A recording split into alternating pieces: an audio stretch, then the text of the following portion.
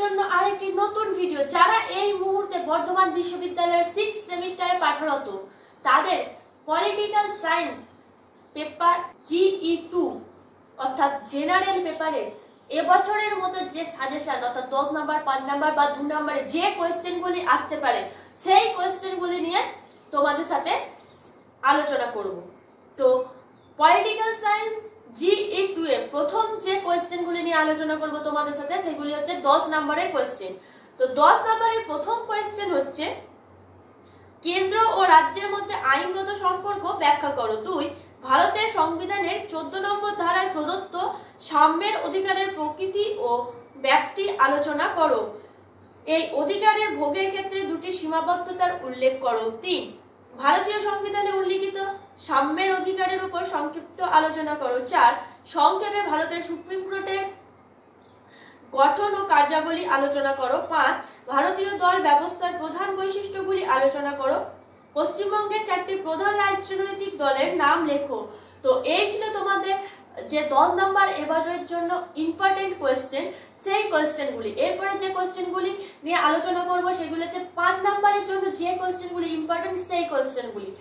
তো 5 নাম্বারের প্রথম কোয়েশ্চেন হচ্ছে ভারতের দল ব্যবস্থার 4টি চারিত্রিক বৈশিষ্ট্য উল্লেখ করো। 2 ভারতের গণপরিষদের গঠন আলোচনা করো। 3 ভারতীয় সংবিধানের 19 নম্বর ধারা ব্যাখ্যা করো। 4 রাষ্ট্র পরিচালনার নির্দেশমূলক নীতিগুলির তাৎপর্য আলোচনা করো। 5 সংসদে অর্থ বিল কিভাবে পাস হয়। 6 ভারতের সংবিধানে বর্ণিত রাষ্ট্র পরিচালনার নির্দেশমূলক নীতিগুলির তাৎপর্য সম্পর্কে একটি সংক্ষিপ্ত টিকা লেখো। 7 ভারতের যুক্তরাষ্ট্রীয় ব্যবস্থার যে কোনো 4টি মূল বৈশিষ্ট্য চিহ্নিত করো। 8 ভারতীয় সংবিধানের মৌল কাঠামো বলতে কি বোঝায়।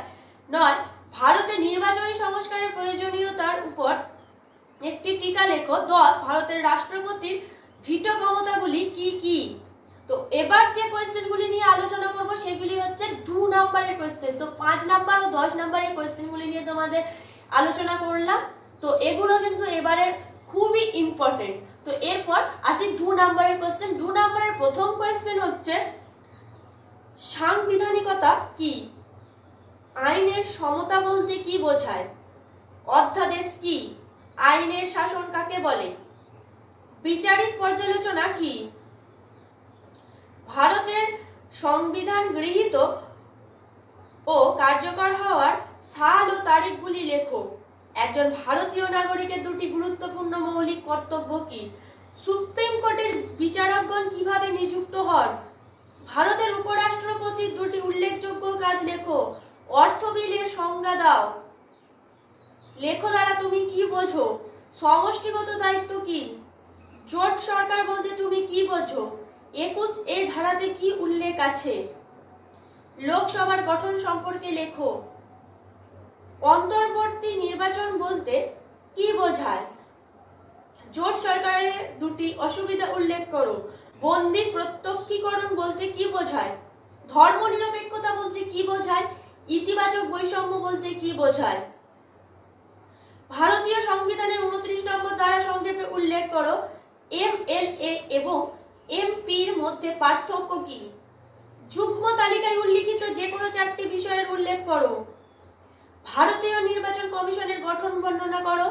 1976 সালে ভারতীয় সংবিধানের প্রস্তাবনা যুক্ত 3টি শব্দ উল্লেখ করো। কেন্দ্র ও রাজ্যের মধ্যে বন্টনযোগ্য 2টি করের উল্লেখ করো।